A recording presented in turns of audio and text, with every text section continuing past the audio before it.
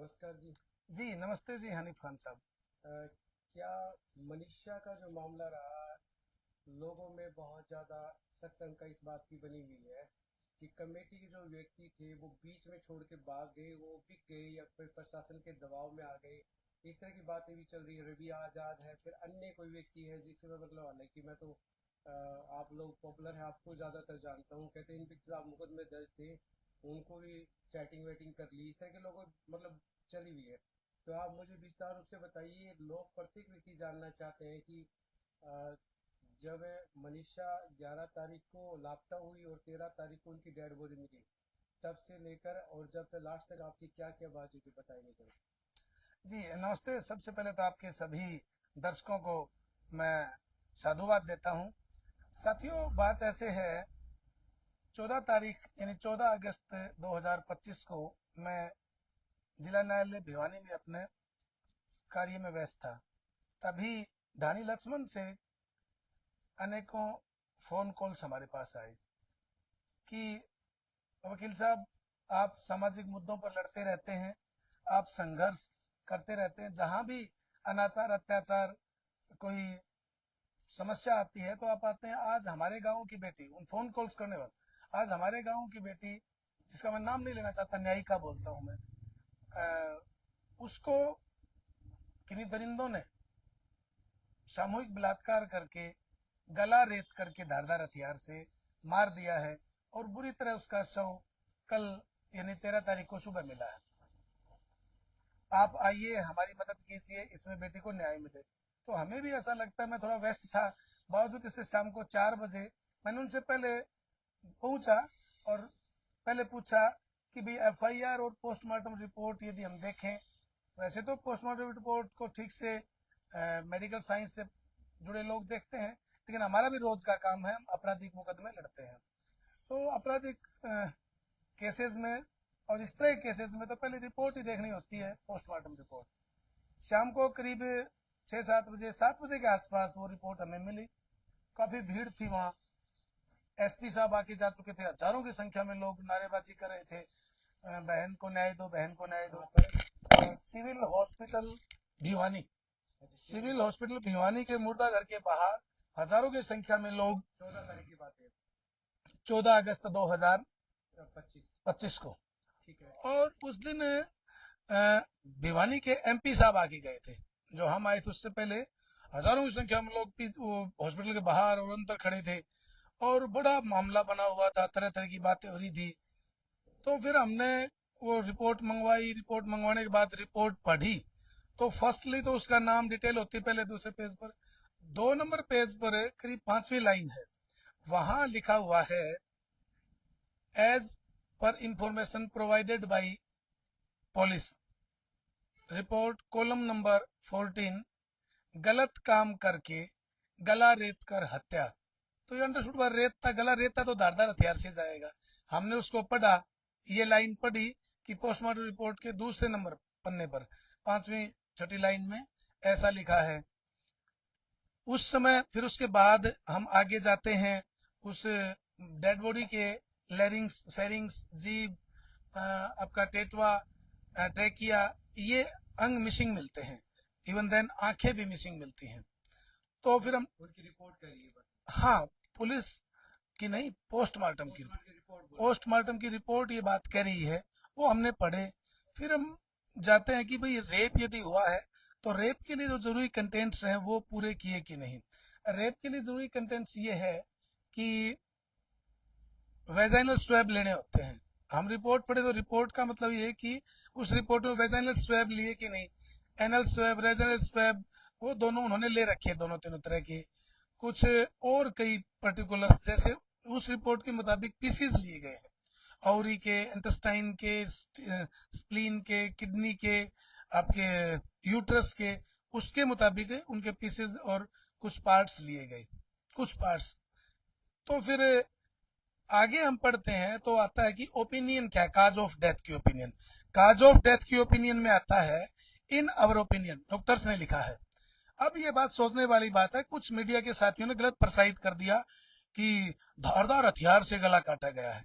जबकि हमने पढ़ा था कि 29.6 सेंटीमीटर लंबा, यानी यहाँ से करीब 1 फीट लंबा और करीब 5 इंच यानी 16 सेंटीमीटर चौड़ा, 3.3 सेंटीमीटर का 1 इंच होता है, तो करीब 5 इंच चौड़ा घाव है, चेहरा छक विक्षिप्त है।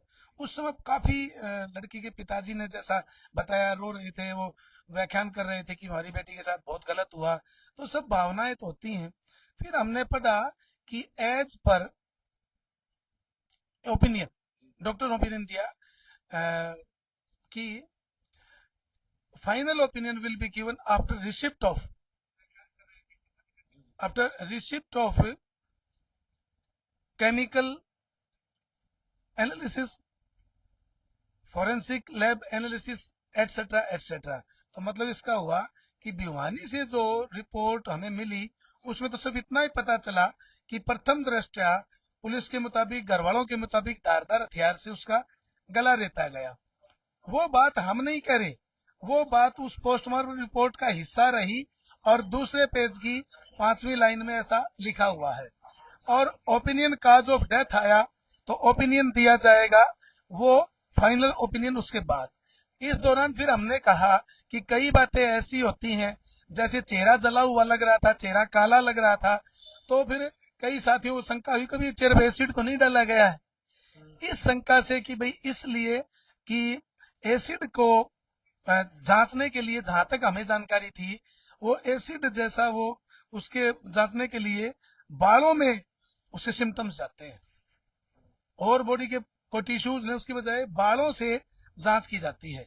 तो बालों के सैंपल जो रिपोर्ट हमने पढ़ी उसमें नहीं थे। कुछ जैसे शेव की जाती है वो प्यूबिक हेयर्स कलेक्ट करने के लिए, कुछ एक्स्ट्रा प्यूबिक हेयर्स को उनको कॉम्ब करना होता है, और सिंपल ऐसी उस रिपोर्ट के मुताबिक वो बातें नहीं थी। तो हमने, जनता ने, सबने मांग रखी कि ठीक से पूरी जानकारी कलेक्ट करने के लिए कि रेप हुआ कि नहीं हुआ, दुष्कर्म हुआ कि नहीं हुआ, इसकी जांच पीजीआई रोहतक से रीपोस्टमार्टम होना चाहिए। अगले दिन 15 अगस्त 2025 की सुबह 5 बजे, जहां तक मुझे सूचना मिली, प्रशासन ने उस डेड बॉडी को, मृतका की, पीड़िता की डेड बॉडी को पीजीआई रोहतक रेफर कर दिया, भेज दिया रीपोस्टमार्टम के लिए। वहां पर पोस्टमार्टम होता है और कई तरह के, कई एंगल से पोस्टमार्टम वो करते हैं। अब वहां जो रिपोर्ट आती है वो थोड़ी सी, हालांकि फाइनल रिपोर्ट तो लगभग अलग आनी नहीं थी, वही थी क्योंकि कलेक्शन। आपने जब भिवानी से आप आए, इसके बाद में वहाँ धरने के लिए तय किया आपने, कितनी कमेटी तय किया, कितने लोग बंधे हुए इसमें, वो थोड़ा विस्तार से बताइए। उस दिन दरअसल मैं भिवानी भी अपना रिहाइश है, तो भिवानी रहता हूँ। उस दिन वो रिपोर्ट वगैरह पढ़ने के बाद हमने लोगों से, वो लोगों में जब हम गए, हजारों की संख्या थी, भीड़ गुस्सा में थी, कभी करे थे हांसी गेट को जाम कर रहे, कभी करे थे घंटाघर को जाम कर रहे, कभी करे रोड को जाम कर दे। तो मैंने उनसे अपील की, कभी करे कि कोई स्कूल या इंस्टीट्यूट का नाम आता था उसको हम क्षति पहुंचा देंगे। तो मैंने लोगों से अपील की कि भाई ये कोई तरीका नहीं है, हमें आंदोलन करना है, कोई बात है, हमारी समस्या प्रोटेस्ट है, तो हम शांतिपूर्वक धरना देंगे उस घटनास्थल के आसपास या डिगावा है। तो उस बात को उन्होंने माना भी, और वो शाम को कैंडल मार्च निकाल के वहां आराम से अपना रोष प्रदर्शन किया। अगले दिन सुबह बहुत संख्या में लोग आसपास फोन करके लोगों ने और कहा कि भाई शांतिपूर्वक धरना देंगे। हजारों की संख्या में लोग पहुंच गए। मैं अपना कोर्ट का काम कुछ करना था, उस काम में व्यस्त था। ये तय किया कि डिगांव के अंदर हाँ, मैं भी उस दिन कुछ छोटा मोटा अपने कुछ ड्राफ्टिंग वगैरह तैयार करनी थी, कुछ और थे केसेस तैयार करने थे। वो करीब 2 बजे 2:30 बजे वहां धरना स्थल पर पहुंचा, तो वहां बड़ी संख्या में लोग थे। डिगांव में डिगावा मंडी में बिजली बोर्ड के पास खाली। डिगांव के अंदर हुआ है फिर पहले हो चुका था? वो तो मुझे ध्यान नहीं, लेकिन जब मैं डिगावा मंडी गया तो डिगावा मंडी में काफी सारे लोग वहां मौजूद थे और कमेटी में मेरा नाम लिखा हुआ था। कमेटी में वो नाम 25 लोगों की कमेटी फाइनल, जो 25 लोगों की कमेटी, पहले 21 की कमेटी थी ठीक है। और फिर अगले दिन वो 25 की बनी।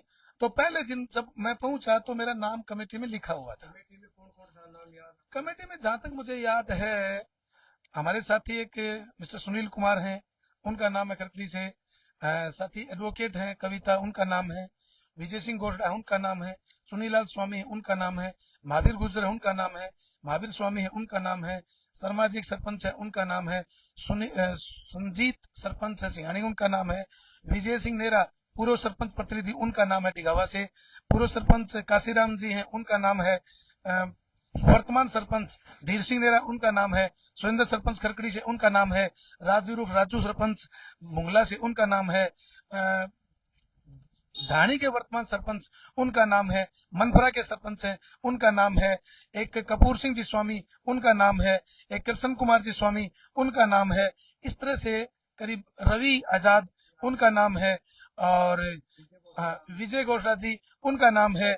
अपना एक धर्मपाल जी सरपंच, वो सरपंच प्रतिनिधि रहे हैं, उनका नाम वरुण शरण का नाम कमेटी में तो नहीं था, लेकिन वरुण शरण पूरे समय शुरू से लेके लास्ट टाइम तक वो गतिविधियों में शामिल रहे और वो सरकार के साथ बीच बीच में वार्तालाप कर रहे थे और वो ये भी कर रहे थे कि भाई जो भी गतिविधि मैं ट्रांसफर करवा दूंगा, मैं ये करवा दूंगा, ऐसा काम वरुण शरण जी कर रहे थे। ठीक है। तो आप इसके बाद में जैसे कमेटी ने तय किया, तो क्या प्रशासन के बीच में जो विचार बातचीत होती थी, प्रशासन से कमेटी की और परिवार के लोगों की अक्सर रोजाना बात होती थी। कई बार तो दिन में 2 बार भी प्रशासन के साथ कमेटी की हमारी की बात होती थी। प्रशासन में वैसे तो लोहारू से तो डिप्टी सुप्रिंटेंडेंट ऑफ पुलिस और sub divisional magistrate Loharu SDM साहब दलाल साहब होते थे और संजीव गौड़ साहब डिप्टी साहब होते थे। भिवानी के प्रशासन में डिप्टी कमिश्नर भिवानी और सुप्रिंटेंडेंट ऑफ पुलिस भिवानी होते थे। पहले तो मनवीर सिंह जी, वो तो फिर उस टाइम हमारे टाइम नहीं था वो, और फिर उसके बाद में सुमित जी बैरागी साहब, जिनका नाम है, आप हमारे सुप्रिंटेंडेंट ऑफ पुलिस हैं, वो हमारे साथ मीटिंग में रहते थे। तो क्या ये चीज भी कहते थे कि ये जो अपराधी है 2 किलोमीटर दायरे में है? हाँ बिल्कुल बिल्कुल। लगभग जब भी मीटिंग होती थी एसपी साहब कहते थे कि भाई पीड़िता के हत्यारे जो है, मृतका के हत्यारे हैं, वो आपके धरने पर मौजूद है। ये तक बात कही है प्रशासन की ओर से, ये तो हम बड़े गर्व के बड़े मतलब विश्वास के साथ कह सकते हैं। उन्होंने ये भी कहा कि 2 किलोमीटर के दायरे में है, तो फिर जनता को ये भी हो गया, अच्छा क्या अपराधी यही है और ये हत्यारे कहते थे, वो क्या हत्यारे। और मैं तो आपको यही बताता हूँ, वैसे तो आपके प्रश्न का जवाब नहीं है, हमारे लोहारू के पूर्व विधायक और पूर्व कृषि मंत्री है ना सरकार, माननीय जेपी दलाल साहब भी ये कहते थे कि हत्यारों को जल्द से जल्द गिरफ्तार करवाया जाएगा। हरियाणा की कैबिनेट मिनिस्टर माननीय श्रुति चौधरी भी ये कह के गई है कि हत्यारे जल्द से जल्द गिरफ्तार होंगे। तो आश्चर्य की बात तो ये है कि उन्होंने तो, वो सरकार है, खुद कैबिनेट मिनिस्टर हैं, उन्होंने तो प्रशासन से, पुलिस से, जांच एजेंसियों से बात की होगी, तो उनको लगा होगी हत्या का केस है। हाँ, हम भी यही सोचने को, फीडबैक नहीं लिया होगा शायद, या तो राजनेताओं ने अपने अधिकारियों से फीडबैक नहीं लिया, और फीडबैक लिया तो उनको समझ में नहीं आया होगा, या फिर फीडबैक उनके पास गलत गया होगा, इंफॉर्मेशन गलत होगी, जैसे सुसाइड नोट वाली रूमर्स चल रही है, बार बार सीसीटीवी फुटेज वाली चल रही है। तो आपको पूरे बाहर से समर्थन मिलने लग रहा था यहाँ पर। इसके बाद में आपने तय किया परिवार के साथ में कितने लोगों मिलके आप वहां पर गए? रोहतक के अंदर पीजीआई की जो है मांग की, उसमें कितने लोग गए थे आपको? देखिए 18 तारीख को दिन में 1 बजे कमेटी की मीटिंग हो रही थी, वहीं धरना स्थल पर पीछे एक मंदिर है, वहां पर कमेटी के पूरे 25 सदस्य मौजूद थे वहां उस मीटिंग में। हाँ जी, नहीं मैं बता रहा हूँ आपको, उस मीटिंग के दौरान हमारी कमेटी के मेंबर हैं विजय सिंह गोठरा जी, उनके पास शायद किसी अधिकारी का फोन आता है और वो कहते हैं कि जो रिपोर्ट फाइनल आनी है, फॉरेंसिक रिपोर्ट्स और केमिकल रिपोर्ट्स आने के बाद वो रिपोर्ट्स बन रही है, उस रिपोर्ट का एनालिसिस करने के लिए आपकी तरफ से 2, 4, 5 आदमी भेजो, वो प्रश्न संघ का समाधान करेंगे। और उन्होंने ये भी कहा कि कोई कानून का जानकार हो, कोई डॉक्टरी का जानकार हो, मेडिकल साइंस का जानकार हो, तो उनको भेजो। तो वहां कमेटी में चर्चा करने के बाद कहा गया कि हमारे बीच में 2-3 वकील साथी हैं, उनको भेजा जाए। तो कहा कि अशोक जी आप जाओ। मैंने कहा मैं अकेला जाऊं, इसके साथ 2-3 साथी और वकील, उनको भेज दो। मैंने साथी सुनील जी हैं, उनका नाम सुझाया, उन वो आए भी थे, उनसे भी हाँ पास ही थे कि सुनील जी चलो, बोले यार मैं तो वैसे भी तबीयत सी भी थोड़ी खराब है और यहाँ बहुत ज्यादा सेंसिटिव मामला है। उस दिन ऐसे ऐसे असामाजिक तत्व आने लग गए थे और वो यूं लग रहा था कि आगजनी भी हो सकती है। तो हाँ, उनकी बात भी जायज थी कि मैं यहाँ भी नियंत्रण करने को लिए चाहिए। वो मंच को लगातार कंडक्ट कर रहे थे, संचालन कर रहे थे, तो बोले मेरे मेरे को रहने दो। तो साथी गोल्डराज जी ने कहा कि फिर भाई कविता को ले जाओ, कविता आप चले जाओ साथ। बोला ठीक है। फिर उनके हम दो वो हो गए, महावीर एक सरपंच साहब हो गए, महावीर गुजर जी, अपना एक सरपंच साहब और थे, चार, एक वो रवि आजाद जी जो हमारे किसान नेता साथी हैं, और एक लड़की के मामा लगते हैं वो सगे मामा है पता नहीं मुझे को, मेरे को, वो धर्मपाल जी जो कागड़वास के हैं। हम 6 लोग तो कमेटी के गए और 7 लोग उनके परिवार के थे। शुरू में तो उनके पापा भी गए थे, बाद में पता नहीं कहाँ रह गए। गुड़िया के पापा जो संजय जी हैं, उनके दादा जो अमूमन टीवी पर या मीडिया में आते रहते हैं, उनके दादाजी थे राजकुमार राजू जी, और उनके काफी सारे परिवार के लोग थे, वो हमारे साथ वहां पर गए थे। और वहां जब हम मीटिंग डॉक्टर्स की हमारी पैनल में हुई तो उसमें हमारे साथ 6 लोग तो हम थे, 7 परिवार के लोग थे, 13 लोग थे हम। रोहतक के लिए रोहतक मीटिंग जब डॉक्टर्स के साथ हुई 13 लोग थे, 6 तो हम कमेटी के थे और 7 लोग परिवार के थे। 13 लोग थे। तो क्या बातचीत, डॉक्टर पैनल कितना लोग होता? 7 डॉक्टर थे। 7 डॉक्टर थे। 7 डॉक्टर पैनल था। तो सबसे पहले क्या बातचीत थी, किसने स्टार्ट किया? सबसे पहले डॉक्टर मित्तल ऐसे कुछ कह रहे थे, उन्होंने ब्रीफ करना शुरू किया कि भाई ऐसा है, आपके पास पोस्टमार्टम रिपोर्ट तो दोनों होंगी, दुर्भाग्य से हमारे पास नहीं थी। ये तो पुलिस प्रशासन का काम था कि हमें उपलब्ध करवाते। एक रिपोर्ट जो मैं उस दिन पढ़ रहा था वो परिवार के लोगों के पास चली गई, हमारे पास नहीं थी। तो उन्होंने कहा कि होनी चाहिए थी, पुलिस को देनी चाहिए थी। मुझे अब नहीं है, अब दे दो। तो तब तक फिर इतने में उन्होंने ब्रीफ करना शुरू कर दिया कि फर्स्टली तो मैं काज ऑफ डेथ पे जाता हूँ। इस मृतका के शरीर में हमें जहर मिला।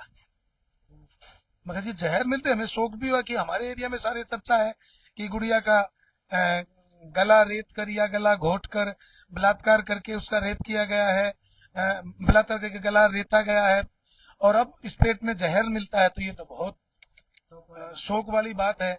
लेकिन अब तो वो जो उन्होंने पता, उन्होंने फिर हमने कई तरह से प्रश्न पूछे। 23 प्रश्न मैंने अकेले ने पूछे, 3-4 प्रश्न कविता ने पूछे, 2-3 प्रश्न रवि ने पूछे, 3-4 प्रश्न उनके परिवार ने, कमेटी का और मेंबर महावीर गुजर साहब सरपंच साहब, उन्होंने पूछे। कई प्रश्न पूछे अलग अलग एंगल से, उन प्रश्नों के जवाब भी दिए। और फिर अलग बात आई कि क्या रेप हुआ कि नहीं हुआ। तो रेप पर भी उन्होंने पूरी तरह से डिनाई कर दिया कि बॉडी के इंटरनल पार्ट्स में कहीं सीमन नहीं मिला, तो इसलिए नहीं कह सकते कि रेप हुआ कि नहीं हुआ। यानी उन्होंने कहा कि रेप नहीं हुआ। तो हमने कहा कि आप ये कैसे कि रेप हुआ कि नहीं हुआ, सीमन मिलना कहाँ पैमाना है। लेकिन फिर भी उन्होंने कहा कि हमारी रिपोर्ट के मुताबिक रेप की पुष्टि नहीं हो रही। नहीं, क्या क्या बातचीत हुई? रवि आजाद ने कहा कि मैंने पूछा क्या मतलब जहर दे दिया, तो कहा कि ये जरूरी नहीं है कि जहर दे दिया गया या फिर ले दिया गया। हाँ, डॉक्टर साहब से ये बात तो हमारी टीम की हुई थी कि जहर इंटेक किया गया या इंटेक फोर्सफुली करवाया गया। तो डॉक्टर साहब ने कहा ये बात तो हम नहीं कह सकते, ये बात तो जांच एजेंसी बताएगी कि उसने खुद ने इंटेक किया या किसी ने इंटेक करवाया। तो क्या लग रहा है, क्या क्या बातचीत हुई, कुछ बताएंगे? बातचीत के दौरान और वो रिपोर्ट्स हमने जो पहले दिन भी पढ़ी, उसमें ये आया कि रिपोर्ट में लिखा हुआ था कि दोनों किडनी और बच्चेदानी और ओवरी गायब है। तो हमने कहा डॉक्टर साहब ये रिपोर्ट अब भी हमारे पास मौजूद है, इस रिपोर्ट में भी लिखा हुआ है, अब भी लिखा हुआ है कि उसके ये ऑर्गन्स गायब है। तो हमने कहा डॉक्टर साहब ये ऑर्गन गायब कैसे हैं? क्या बोले? तो उन्होंने बताया कि ऑर्गन गायब जब यहाँ बॉडी हमारे पास भेजी और सारे थे, तो उन्होंने इसमें से निकाल लिए होंगे। और निकाल, वैसे तो अमूमन पीस निकालते हैं, पूरी बच्चेदानी थोड़ी निकालते हैं, लेकिन चलो भाई किडनी के पीस निकालते हैं, पूरी किडनी थोड़ी निकालते हैं। हमारी इंटेस्टाइन यानी आंतों के भी पीस निकालते हैं, इतनी काट के थोड़ी डाल देंगे, लेकिन पूरी आंत गायब मिली ऐसी बात हमने यहाँ कही भी है। तो वो बात मैं कहा इस रिपोर्ट में, बोला हाँ रिपोर्ट में ये लिखा हुआ है। तो ये बातें हमारी उनके साथ भी हुई। और कुछ बातचीत हुई कि भाई जहर लिया गया तो फिर वो उसने तड़पी होगी, चिल्लाई होगी, भाई मदद वगैरह मांगने का प्रयास किया होगा। हाँ, ऐसी बात भी है। एक चीज और है पर्सन यहाँ से, चलो इसके बारे में बताओ फिर आप। उन्होंने ये कहा कि यदि जहर की मात्रा एकदम जल्दी घटकी गई हो और जहर बहुत प्रभावशाली है, मोनोक्रोटोफास बहुत प्रभावशाली जहर है, खाते ही बंदा गिर गया होगा और मर गया होगा, ये संभावना व्यक्त की। हमने ये कहा कि जी डेड बॉडी कहीं और कहीं से लाके डाली हो, मतलब ये जांच का विषय पुलिस बताएगी। जांच का विषय पुलिस बताएगी। हाँ जी, हाँ जी। एक चीज और है, क्या इसमें फोन ऑफ होना ऑन होना ये क्या विषय है? ये तो डॉक्टर से हमारी बात नहीं हुई, फोन उसका कब ऑन हुआ कब ऑफ हुआ। फादर साहब ने कहा कि फोन एक बार मेरे से कॉल आई फिर रात को फिर ऑन हुआ। हाँ, ये बात तो देखो, मेरा आपसे भी हम्बल रिक्वेस्ट है, अब मैं विषय से बाहर की बात बोलूं तो अच्छा नहीं। ऐसी चर्चाएं जरूर रही, पुलिस कह रही है कि 3 बजे के बाद में फोन चला नहीं, उनके फादर साहब कह रही 6:26 पे मिस कॉल आई, रात को 12 बजे 5 मिनट पर भी डिटेल देखी उसकी? नहीं। हम उसकी डिटेल जो बार बार डिटेल मांगते रहे, पुलिस ने हमें अभी आज तक डिटेल दिखाई नहीं। पुलिस ने फादर साहब के पास जो फोन फादर साहब ने वो जो डिटेल हमें बताई, वो तो पुलिस ने फोन जरूर लिया ही होगा, और पुलिस को पता भी होना चाहिए, पुलिस को ये बात डिस्क्लोज भी करनी चाहिए, इससे भ्रम नहीं फैलता। यदि पुलिस पहले दिन बता देती है उसके फादर साहब का फोन है और इस फोन के ऊपर 6:26 पे कॉल आई है, रात को 12 बजे कॉल आई है, या फिर दिन में 3 बजे के बाद उस गुड़िया का फोन आया ही नहीं, ये बात पुलिस को करनी चाहिए थी। मैं तो ये कहता हूँ इस तरफ से पुलिस का लकूना रहा है। यदि पुलिस ऐसी 2-3 चीज पहले दिन क्लियर कर देती तो इतनी भीड़ नहीं बढ़ती और लोग समझ जाता। पुलिस ने तो यहाँ तक भी एक बड़ी गलती रही है। अब जब बेशक डीजीपी साहब ने भी कल उस पर सफाई देनी पड़ी कि भाई सुसाइड नोट मिला, तो 7 दिन बाद सुसाइड नोट का जिक्र करने की क्या जरूरत थी? वेरी फर्स्ट डे जब पता चले सुसाइड नोट है, घर वालों को पता चले सुसाइड नोट है, तो न तो घर वालों ने बताया और नहीं पुलिस ने जनता को और हमें कमेटी को बताया कि सुसाइड नोट है। ये सुसाइड नोट मैच कर रहा है? ये तो जी अब फोरेंसिक लैब वाले होगा मतलब कि उनका कोई ऐसा कोई अ, वगैरह देखी होगी, किताब कॉपी वगैरह देखी होगी, तो क्या लगा? हम अभी उस निष्कर्ष में नहीं पहुंच पाए हैं। हम बिटिया को न्याय दिलाने के प्रयास में अब भी हमारे कुछ हैंडराइटिंग एक्सपर्ट्स हैं, उनके पास उसको भेजा है, जो प्राइवेट हैंडराइटिंग एक्सपर्ट्स होते हैं, वो उसको देख के बताएंगे।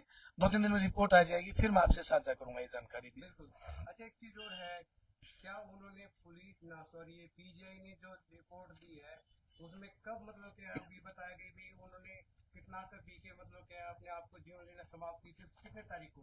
ये 18 तारीख को शाम को करीब 8 बजे। नहीं मतलब उन्होंने जीवन लीला का समाप्त की अच्छा, वो उन्होंने बताया कि डेड बॉडी 11 की रात और 12 की रात के बीच में ये शरीर का इंतकाल हुआ है, यानी मृत्यु हुई है 11 तारीख की रात और 12 तारीख की रात के बीच में। आपने ये नहीं पूछा कि ये जो रास्ता है वो आना जाना रहता है लोगों, परंतु 11-12 तारीख को हुआ था तो डेड बॉडी तो 13 तारीख को सुबह मिली है, तो उससे सवाल जवाब किया आपने? उस पर सवाल किया था, हमारे एक साथी ने किया था, मैंने नहीं किया। उसके जवाब में उन्होंने कहा कि ये प्रश्न हमारा नहीं, हम तो ये बता सकते हैं डेड बॉडी कितनी पुरानी, डेड बॉडी के अंदर क्या, डेड बॉडी रेप हुआ कि नहीं हुआ, गला धारदार हथियार से काटा गया कि नहीं काटा गया। उन्होंने पुलिस की तरफ उन्होंने कहा कि ये बात तो आपको पुलिस से पूछनी चाहिए। पुलिस के पाले में बोल हाँ, वो बॉल पुलिस के पले में फेंक दी उन्होंने, पुलिस से। तो आपको ये बीच क्या लग रहा है कि क्या ये कि लियोपापोती की गई है या फिर इंसाफ की है? जैसे देखे कि देखिए खड़े नहीं उतर ये चीज, देखिए हम आमजन के खड़े नहीं हाँ, उतर ये चीज। देखिए हम इस बात को तो मानना ही चाहिए कि कई एंगल्स देखते हैं कि कोई आदमी जहर खाएगा, यदि उस जगह जहर खाया है तो वो धरती कुचल देता है, धरती को यूं कोड़ियां मार के नाखून मार के फाड़ देता है, और उसके नाखूनों में ऐसा कुछ मिला नहीं। वहां जो लोग देखने वाले हैं, हो सकता है कुत्तों से मिट गई हो, लेकिन लोग देखने वालों का कहना है कि एक जगह वो लड़की घसीटी हुई लग रही है, उसकी एड़ी घिसी हुई लग रही है, तो इससे कुछ ऐसा भी लग रहा है, या तो गुड़िया उन्होंने, डॉक्टर ने कहा डॉग बाइट्स गले की है, या तो उन्होंने खींचा तो 30-35-40-50 किलो की तो होगी वो लड़की, वो इतनी खींच नहीं पाएगी, या तो किसी ने उसको बेचारी को जबरदस्ती जहर पिला दिया हो और फिर वहां बॉडी को डाल दिया हो, और अभी ये जांच का विषय है। लोगों पे बड़ी शंका इस बात की भी है, मतलब कि कहीं न कहीं माइंड में ये चीजें है कि अगर कुत्तों ने काटा उसके गले को तो फिर बाकी बॉडी को पार्ट को क्यों नहीं काटा? ये तो बड़ा गंभीर विषय है कि कुत्तों ने उसको बाकी झुरके भी नहीं मारे, मतलब कहीं पांव पर, हाथ पर, यानी कोई पांव के उसे पंजों के निशान भी नहीं है, बाजू पर कहीं भी, केवल पुलिस से बातें नहीं की, सवाल हमने पुलिस से तो बातचीत करी, पुलिस से तो बस जब मीटिंग होती तभी बातचीत होती थी, खूब एंगल से बातचीत होती थी।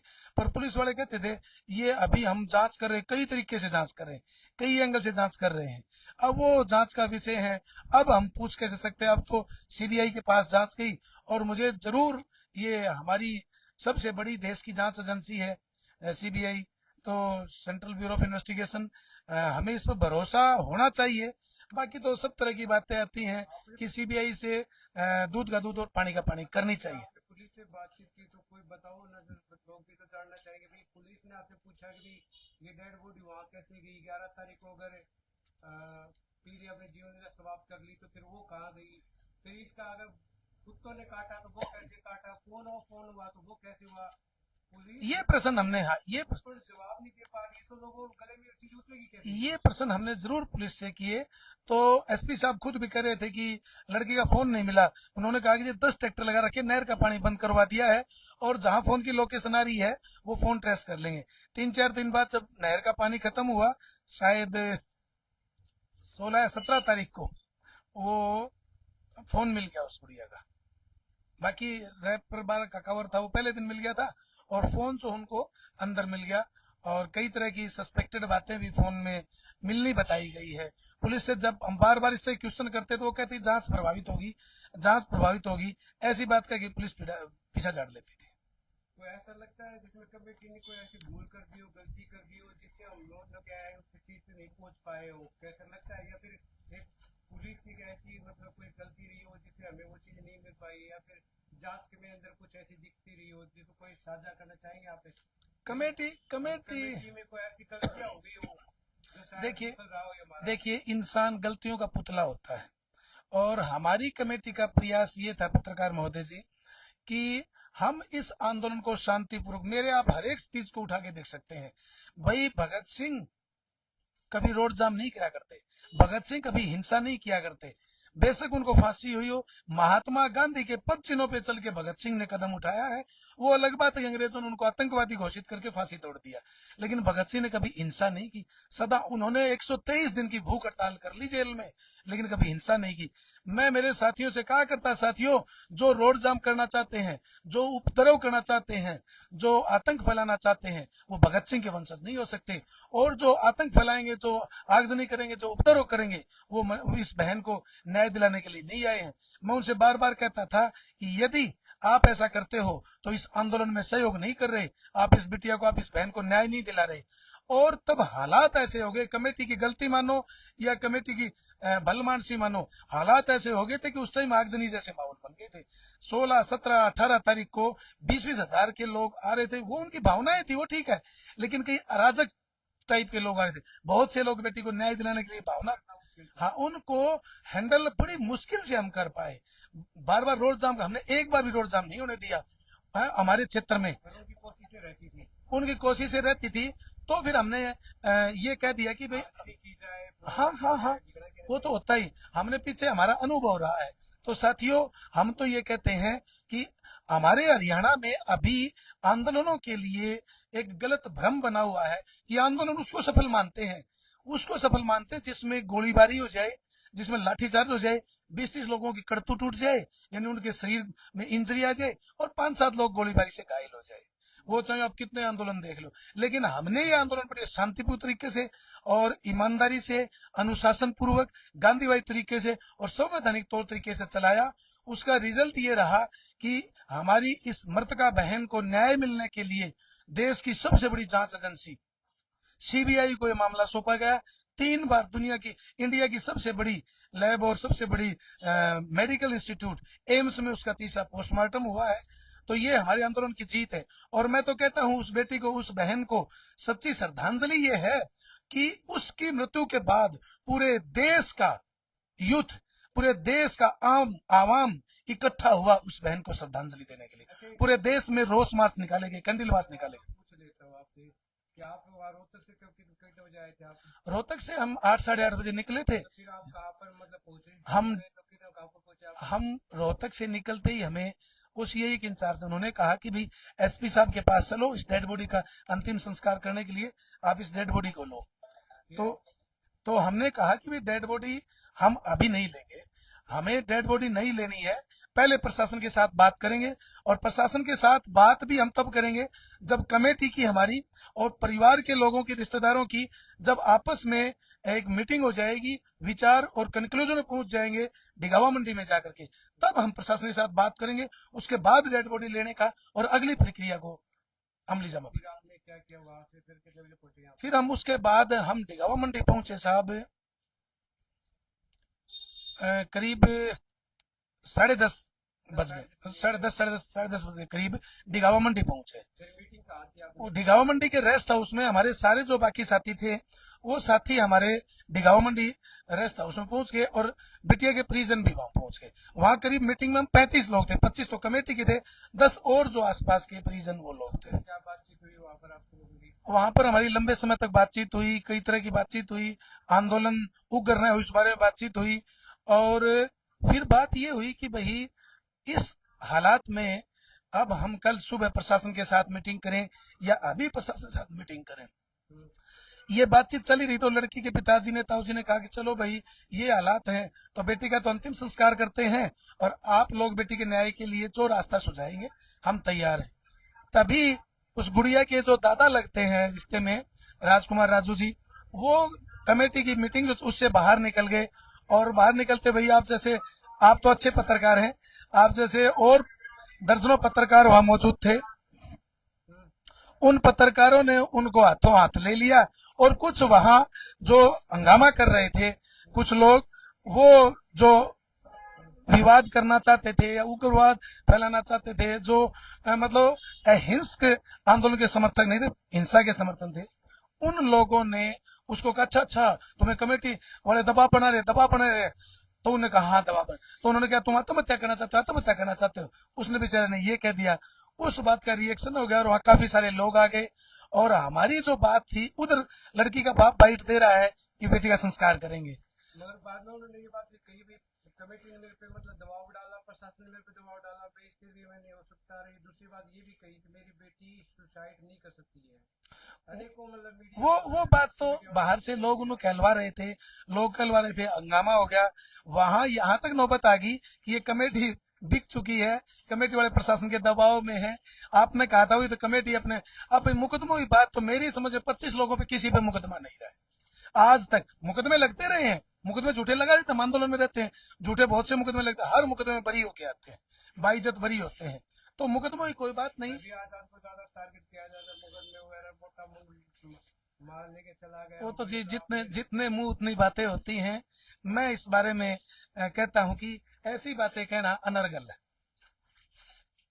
अभी आगे की क्या रणनीति बनी आपकी? आगे की रणनीति ये है कि हम हमारे स्तर पर हर संभव प्रयास कर रहे हैं कि सीबीआई जो जांच करेगी उस जांच में पूरी तरह से सहयोग करेंगे, और उस बिटिया को, परिवार को न्याय दिलाने का प्रयास करेंगे। रिपोर्ट कब तक आ जाएगी? हैंडराइटिंग रिपोर्ट हमारे जो एक्सपर्ट्स हैं वो तो कह रहे 1 हफ्ते में दे देंगे, बाकी तो पुलिस और सीबीआई जाने। हैंडराइटिंग से खुलासा हो जाएगा कि क्या सच है क्या नहीं। वैसे तो सर क्या बताऊं आपको, आज का जमाना बहुत तेज है, एआई से कुछ भी हो सकता है, आर्टिफिशियल इंटेलिजेंस से। मैं आपके मुंह से बुलवा सकता हूं, आप बोल सकते हैं, मैं आपकी हैंडराइटिंग में किसी एआई के एक्सपर्ट को दूंगा, आपकी लिखाई यूं की यूं लिख देंगे। ये तो बहुत लंबा जांच का विषय है, ये तो सीबीआई ही इसको कर सकते हैं। कुछ कहेंगे आप? बस मेरा तो ये कहना है कि रूमर्स से बचें, और मिसकंसेप्शंस न फैलाएं, और दुर्भावना से पीड़ित न हो। कभी भी जब बेटियों के साथ, बहनों के साथ कोई ऐसा अत्याचार हो तो सब इकट्ठे रहें। और मैं तो ये भी कहता हूं अपनी बेटियों को सक्षम बनाएं, अपनी बेटियों के साथ निरंतर वार्ता करें, और बेटियां नहीं बेटे बचाओ। यदि गलत भी कोई बेटियों के साथ होता है तो कर बेटे रहे हैं, उन बेटों को दुर्व्यसनों से, दुर्भावनाओं से, दुराचार की आदतों से बचाने की जरूरत है। न केवल बेटी बल्कि बेटे बचाओ, बेटी बचाओ उन दरिंदों से। आपने देखा होगा भाजपा के बहुत सारे नेता यौन शोषण के आरोप में फंसे हुए हैं, तो मैं तो ये भी कहूंगी बेटी बचाओ ऐसे दुष्ट नेताओं से जो नारा देते हैं बेटी बचाओ का और शोषण करते हैं बेटियों का। तो बेटियां तभी बचेंगी जब बेटियां पढ़ेंगी, बेटियां स्वावलंबी बनेंगी, शरीर से मजबूत बनाए, मन से मजबूत बनाए, उनके साथ निरंतर बेटियों के साथ माँ बाप बैठे और बातचीत करें, उनके साथ दोस्त जैसी भावनाएं रखें और वार्ता करें। जी धन्यवाद आपका।